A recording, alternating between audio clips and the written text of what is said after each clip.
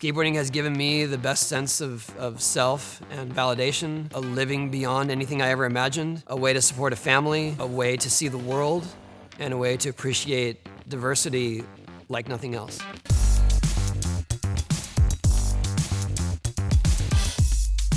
Hi, I'm Tony Hawk, and this is the timeline of my career as a skateboarder. I got my first skateboard from my older brother, and it was a hand-me-down when I was about 10 years old. He was skating in our alleyway, and I picked up his old board, and I said, "Can I try this?" And he said, "Yeah, sure." I proceeded to go down the alley and run into the fence and get splinters in my fingers. He just let me keep that board after that. Within the first year of that, I got to go to the skate park. I saw people flying out of swimming pools and flying over bowls. I was like, I want to do that. I want to fly. I basically gave up all the other sports in my life to do that. The first time I ever got hurt, it was pretty bad. I ended up getting to the top of the pool, but hanging up on the coping and falling to the flat. That's what people told me because I was knocked unconscious and I had knocked my front teeth out. I think that in that moment, especially as I was going to the hospital, I realized that I want to keep doing it. I don't know, I can't explain it any better. As you know, a lot of times that becomes the sign that people should quit. In that moment, I knew that I wasn't going to quit, even though it was against my maybe better judgment and in terms of my own health and safety. The Bones Brigade in the early 80s was considered the most elite skateboard team. It was curated by Stacy Peralta, who founded Pal Peralta Skateboards, and Bones was the name of their wheels. I got chosen as the youngest member when I was about 12. He saw something in my motivation that maybe I didn't even realize. I was always trying to evolve my skating. I was always trying to make it better, even when I was getting hurt along the way. I got ridiculed for my style when I was a kid, mostly because I was so small and I didn't look like I was smooth and flowing like a surfer, and that was what was considered cool at the time. I didn't have the strength or the flow to make that happen, so I just kind of created my own style. I started learning really avant-garde moves right at the coping level of the pools, and people thought that I was like a circus freak. They used to call me a circus skater because I would do tricks where I'd spin my board with my hand, or I would spin different directions with my body. It was hard because it made me this sort of outcast in an already outcast sport. Skateboarding wasn't very big, so that set me apart in the first place from, say, my schoolmates, my peers, and kids my age. And then I'm a weirdo in the skate scene, so I'm just like on this island of isolation. As I rose through the ranks of the pro circuit when I turned 14, 15, I started to see people pick up on some of the techniques and tricks I was creating. I think that was probably the most validating, is when I saw people that I read about in magazines or that I was inspired by learning my tricks. Like that was something that I never expected. By the time I was 16, I was ranked #1 in the world, and that went on for about 10 years after that. In 1992, skateboarding had taken a big dive in popularity, and my income was dropping rapidly every month because it was based on royalties. I was a consultant on a few commercials and movie sets. I had a very primitive video editing system, and so I edited videos for a few different companies, including, ironically, a video game company. My wife at the time was a manicurist, and so we would use her cash tips for food money. And so I ate a lot of Taco Bell, I ate a lot of Top Ramen, and a lot of peanut butter and jelly sandwiches. I decided to start my own skate company, which seems crazy at the time, but I had already lived through 2 cycles of skating's popularity. I basically took what equity I had in my house and put it into a skateboard company and started over and became the team manager, the vice president, the marketing director, the video producer. At that point, I was just hoping for Birdhouse to be in the black. It was hard, so we kept decreasing our salaries. I had a partner, Per Willander, who was also an ex-pro skater, and he and I every few months would have another meeting about how we have to cut expenses and probably take less of a salary. and we were just barely scraping by. So what I hoped for was to be a self-sustaining business, and that I could provide for the skaters who also devoted their time and maybe gave up other lucrative contracts to be part of our team. When the X Games first started, it was called the Extreme Games in 1995, and it was just a random collection of fringe sports. So whatever they decided wasn't mainstream was extreme. It was weird. It was rock climbing, and it was bungee jumping, and it was eco surfing. There was skateboarding and BMX and inline skating, which they had parallels because we all skated the same type of terrain. But all the other ones were just kind of throwing whatever at the wall and see what sticks. Obviously, I was excited to do well at the inaugural X Games, but for me in general, it was just another competition through the year, and there were so many at the time. The next year is when I realized how much more the X Games resonate to the general populace. And I started getting stopped in public around that time, getting recognized. And I used to only ever get recognized by skaters. My dad was an advocate for skating early on, so he helped to organize a sanctioning body for skate competitions in the 80s. He got cancer in the early 90s and actually passed away shortly after the first X Games. So for him to see skateboarding on ESPN was kind of was his big accolade for sure. I do remember him being very excited that there was a skate contest on ESPN and I was featured in it. He'd be blown away with what's happened since then. When the 99 X Games happened, they decided to include a best trick event. And that was more of a novelty that they had done in previous years, where after the main competition, they let skaters try whatever they want for about 20 minutes. It's chaos. Everyone's dropping in and they're trying one thing at a time. It's just everyone falling endlessly, but maybe a few people make their dream trick in that time frame, and those are the ones who get the awards. A 900 is basically a 2.5 somersault in midair. So think of it as a dive. You go off a diving board and you go 1.5 and then one more round and go in face first, basically. Through the years, I kept coming back to it and trying to get a little bit closer. And sometime around 1995 or 96, I really was chasing it and ended up getting very close, landing on the ramp on my skateboard, but leaning too far forward and falling into the bottom of the ramp, breaking my rib. And I kind of hung it up after that because I felt like I had given it my all and gotten hurt, paid the price. Then came the 99 X Games. The MC, Dave Duncan, said, "Hey, let's see that 900," because he didn't realize that I'd sort of stopped trying it. I thought, sure, why not? I don't know what else to do. I'll try a few. The intention was not to make it. It was more, here's the next stage of what I would like to do. And after about my third try, I started realizing that I had a consistent spin. The ramp was well built, probably better than anything we've ridden prior to that. And so I could keep my speed up. And I started to spot my landing. And when you start spotting your landing, especially on a spinning trick, that's half the battle. And then when I didn't get hurt, I realized like, oh, I'm definitely doing this. And I'm either gonna make this or you're gonna take me off in an ambulance.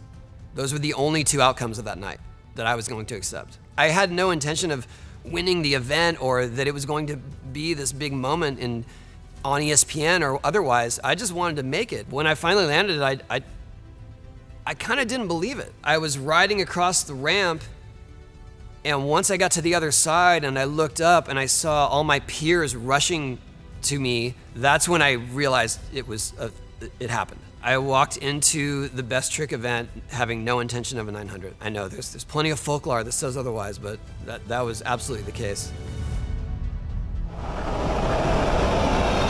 I was always a video gamer as a kid. When I had the opportunity to work on a game with skating in it, I went all in. I worked on it with Neversoft and Activision for about 1.5 years prior to the release. I just wanted to make a game that skaters would enjoy playing.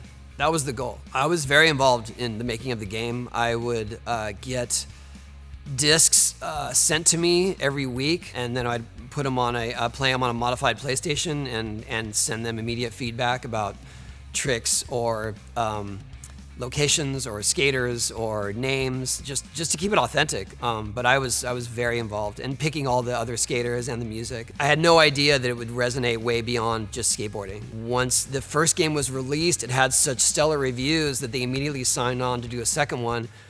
And once we got going on the second one, I realized that we had a franchise because the second one was even better. I think what made Tony Hawk's Pro Skater such a big success was that it was fun to play even if you didn't skate. There was an energy to the game that people identified with. It was very much in line with do-it-yourself ethos, and people started to appreciate the aesthetics of skating and the idea of skating, that it's on your own terms, and it actually inspired a new generation of kids to pick up skateboards.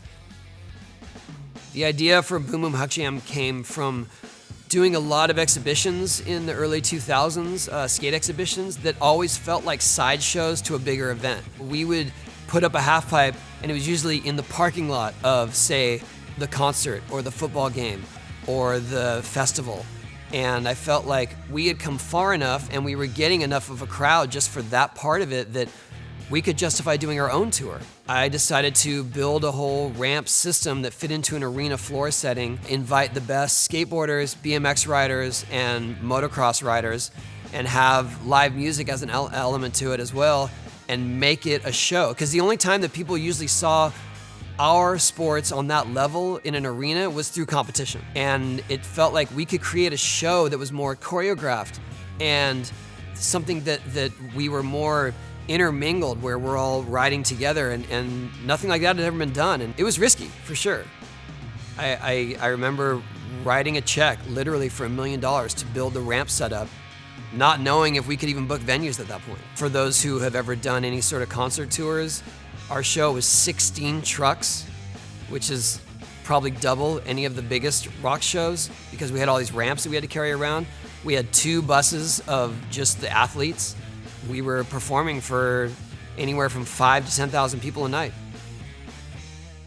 Boarding legend, Tony Hawk. Psst, Mr. Hawk, may I have a word with you? An extreme word? Sarah Hall in New York is my publicist and has been for over 20 years. And she pitched them on the idea of me being in an episode, and they bit. And little did I realize that I would be the focus of the episode, and it was a huge honor. It's still, to me, one of the biggest accolades I could ever imagine. The idea that they would even recognize me was amazing, but the idea that they would have a whole show focused on me and me trying to help Bart through a hard time was even more unreal. And I feel like The Simpsons is such a touchstone of pop culture.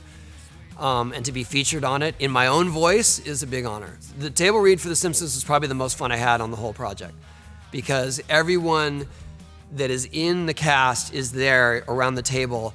Little did I know that a lot of them do multiple voices of the characters. It was just fascinating to see this eclectic group of people and the voices that you have come to recognize so fondly come out of their mouths. It's crazy. It was daunting though, because it was mostly just me in the sound booth, and everyone else had already laid down their vocals. So I had to just sort of fill in the blanks of these scenes, and a lot of times they were already animated, so that was a lot of pressure. You're going down, Homer, then back up, then down, and back up again. That's how the game is played. Hello, I'm here with Mr. Tony Hawk, Mr. Matt Hoffman. Today they're going to attempt the loop. We had just returned from a HuckJam tour that was 5 weeks, 30 shows. Bob Burnquist, who has a big ramp set up at his house, and he called me up and said, hey, they have an orangutan that skates that they're gonna bring over to my ramp for Wild Boys. Do you wanna come see it and bring your kids? And I was like, yeah, that sounds awesome. In true jackass Wild Boys fashion, they had costumes for me and Bob to wear so that we would sort of match the orangutan. And so he and I ended up doing this doubles routine dressed as monkeys. Bob has this loop that's really weathered, and I remember him saying, we should do the loop, monkey loop. And I was like, yeah, let's do it. He and I both tried it a couple times, and I should have realized then that there was a problem, because neither one of us made it on our first go. And when we were doing it on tour, we made it every night, every time, never a problem. I ended up trying to adjust for my speed, and I just missed the timing on how I should have pumped through my legs.